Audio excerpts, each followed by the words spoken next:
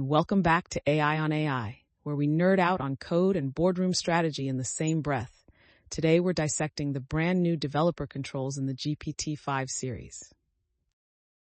Glad to be here. From a C-suite angle, these controls finally give us the steering wheel instead of just pressing the accelerator and hoping for the best. Haha, exactly. And, well, on the engineering side, I'm pumped about the verbosity parameter because it lets me scale token costs like a dimmer switch rather than an on-off lamp. Right, and the distant cousin to that dimmer switch is the new minimal reasoning mode, which basically chops out chain of thought when you just need high-speed extraction. I want to double-click on that. Minimal reasoning feels almost counterintuitive. Why would you pay for GPT-5 horsepower only to throttle it? Think motorbike in city traffic. Sometimes what matters is maneuverability, not top speed. Building on that analogy, minimal reasoning shaved roughly 40% off our latency for a logistics client's address validation microservice, and the accuracy dip was negligible. That's the first business case. Love it. Now, Expert 2, take us into the weeds. How exactly does the verbosity flag affect output at the token level? Sure thing. Internally, the sampler adjusts maximum token allocation proportional to the hint value. Low verbosity biases toward concise n-gram continuations, whereas high verbosity relaxes the repetition penalty and broadens beam width, so you get longer sections without mutating core semantics. And to test that, I piped identical prompts through GPT-5 Mini with verbosity set to low, medium, high. Output tokens scaled almost linearly, 560, 850, 1290, but perplexity stayed within a 5% band, meaning we're not sacrificing coherence.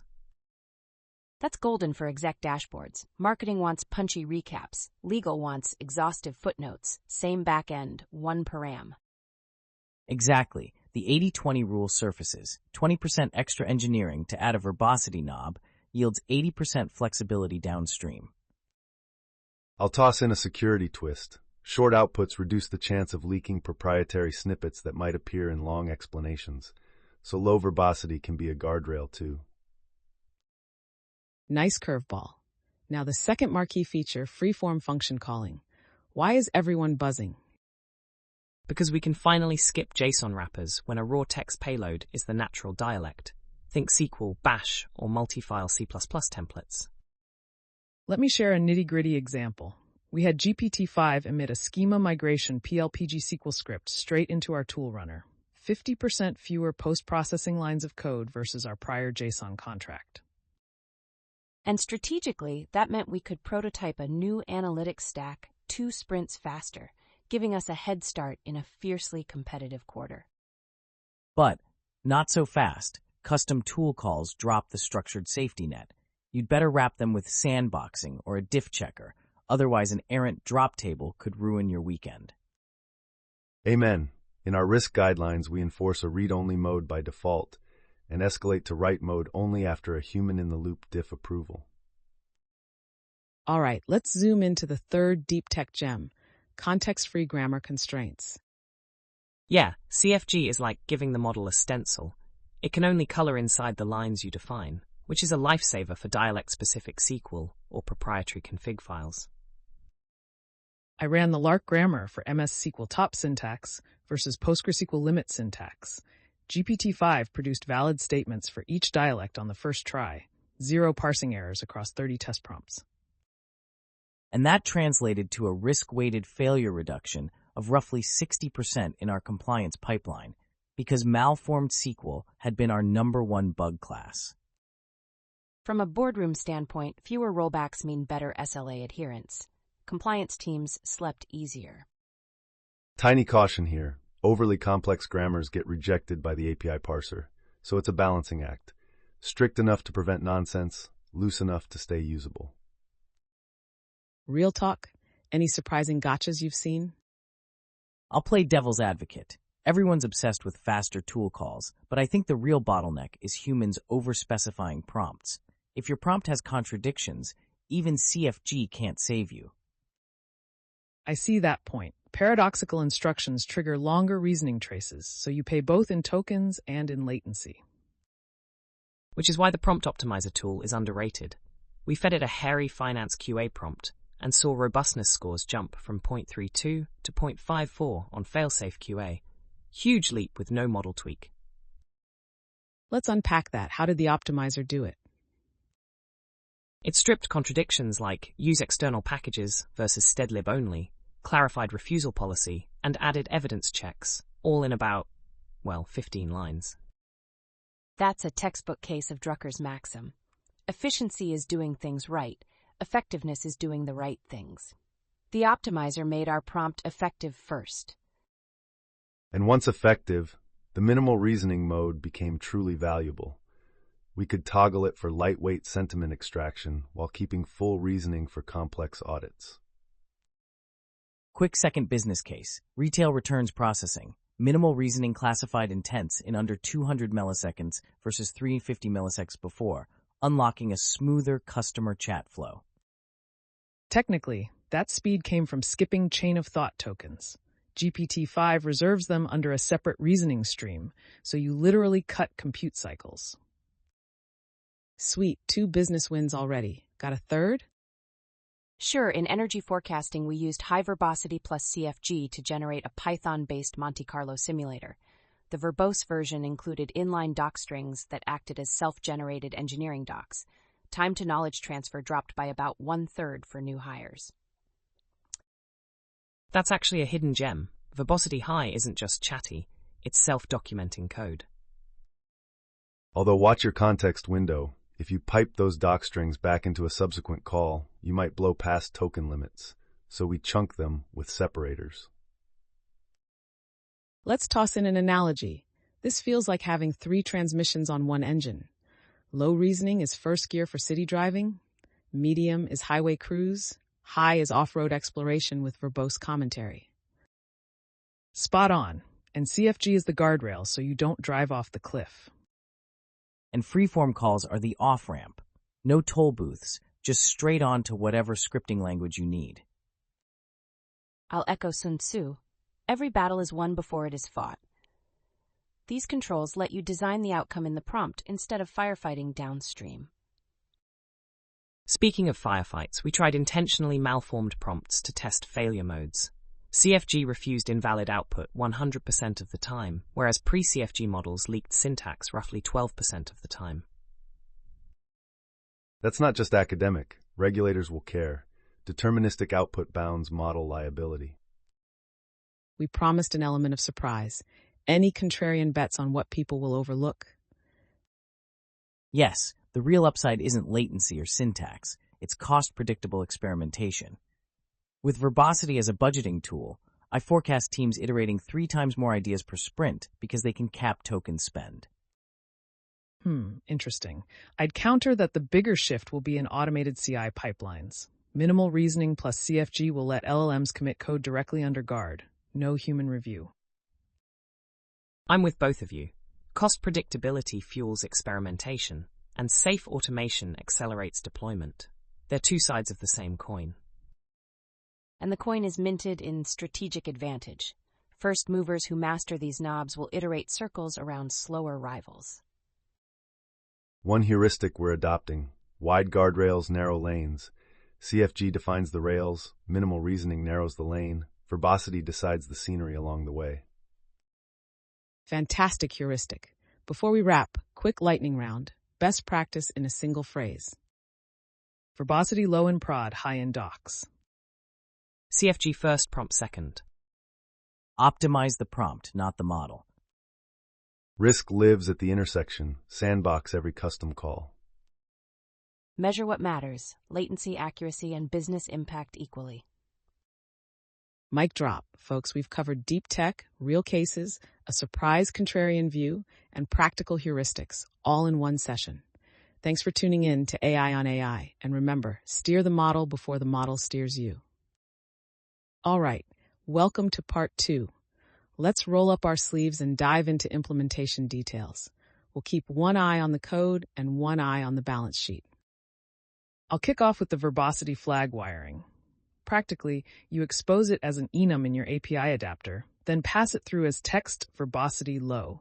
Your middleware can read a user-facing slider and translate concise, normal, detailed directly to low, medium, high. Exactly. And to avoid regressions, we wrote a unit test harness that feeds a reference prompt with deterministic seeds. If the output token count drifts by more than 10%, the CI job fails and flags the pipeline. Building on that, we embedded a heuristic. If verbosity equals low, yet the first assistant response exceeds 400 tokens, we automatically downgrade the max tokens on the fly. This guards against runaway costs in production chat. From the business side, that AutoCap gave product managers confidence to launch an AI-augmented help desk without blowing the monthly token budget. Rollout time dropped from 8 weeks of finance scrutiny to 2. Now, freeform function calls. Implementation-wise, you declare the tool with type, custom, and skip JSON schema. We wrap the raw payload in a temporary file, exec it in a Docker sandbox, capture std out, then feed it back via function call output. A key tip: always append #safe mode or another Sentinel comment in the emitted code. Your server can reject scan for disallowed syscalls before execution. Cheap, but effective. On the grammar front, we store lark definitions as .lark files in a grammars/ folder. A Python decorator loads and injects them into the tool descriptor so engineers can version control dialect updates. And don't forget the greedy Lexer rule. Keep free text in a single bounded terminal. We saw a 25% drop in grammar rejections after collapsing multi-terminal patterns. Translating that into value, fewer rejections meant fewer manual retries for customer service agents, which nudged NPS up by roughly 4 points in the pilot. Let's do a deeper dive on minimal reasoning. Technically, it's reasoning equals effort minimal. Under the hood, GPT-5 skips self-reflection tokens, so you should compensate with explicit planning instructions in the prompt if the task has multiple steps. We codified that in a template. Prepend, plan in 3 bullets, then act. The bullets become the reasoning we cut, letting minimal mode stay fast yet reliable. A/B tests showed median latency dropping from 700 milliseconds to 420 seconds on SKU tag classification, with precision staying above 97%. Interesting, but watch the long tail. Tasks with ambiguous context saw a 3% increase in misclassifications, so add a confidence threshold before auto-commit.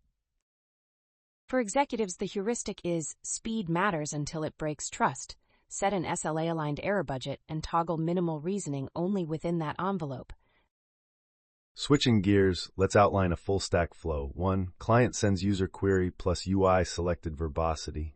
2. Gateway enriches prompt, injects CFG tool if needed. 3. Model responds, maybe tags a custom tool call. 4. Sandbox executes. 5. Response streamed back with latency metrics.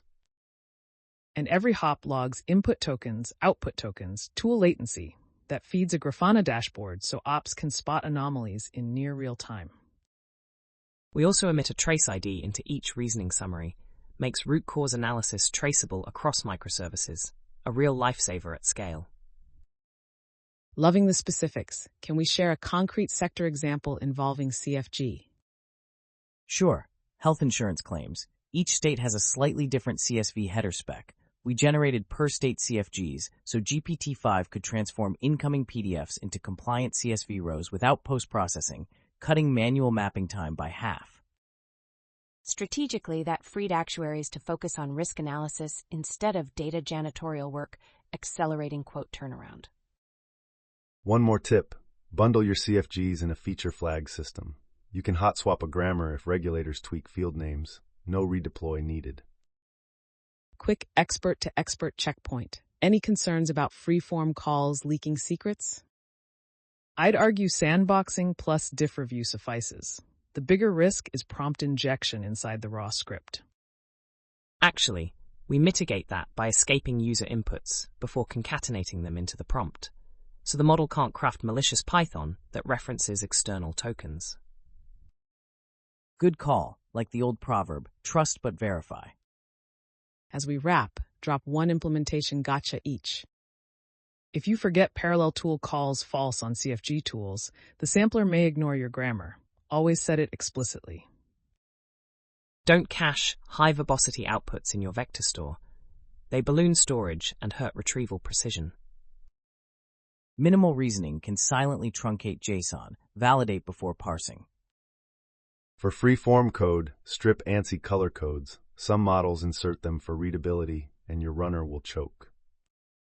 And at the portfolio level, track token spend per feature, not per product line. You'll catch runaway experiments faster. Brilliant. Technical trenches meet boardroom reality. That's a wrap on part 2. Tune in next time when we benchmark GPT-5 against live production workloads. Until then, keep hacking and keep strategizing. All right, team, let's land the plane. Can each of you fire off your single biggest takeaway before I synthesize the lot?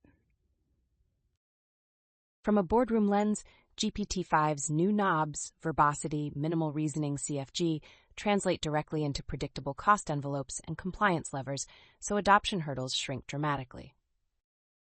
Technically, the sleeper hit is free-form tool calling. Once you bind it to a sandbox with trace IDs, you unlock language-agnostic micro-automation without writing glue code for every edge case. And don't overlook the heap-based top K pattern we mentioned. It's the 80-20 algorithm that keeps memory over K while guaranteeing exactness, perfect for large-scale streaming analytics. I'll play the contrarian. Everyone is chasing token savings, but the real bottleneck is still cold start latency in containerized sandboxes. Optimize spin-up times, or you'll nullify minimal reasoning gains.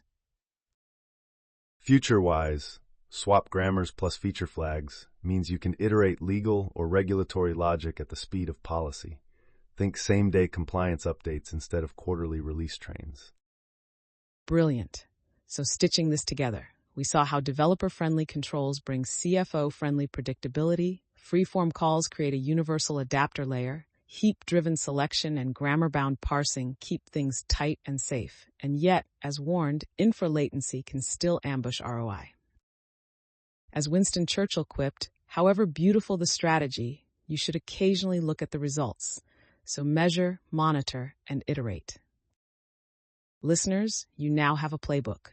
Instrument verbosity, sandbox your custom tools, cap latency budgets, and ride CFG for bulletproof outputs. That's the end-to-end story. Thanks to all 5 experts, and thanks to you for tuning in. Until next time, keep your prompts sharp and your business sharper.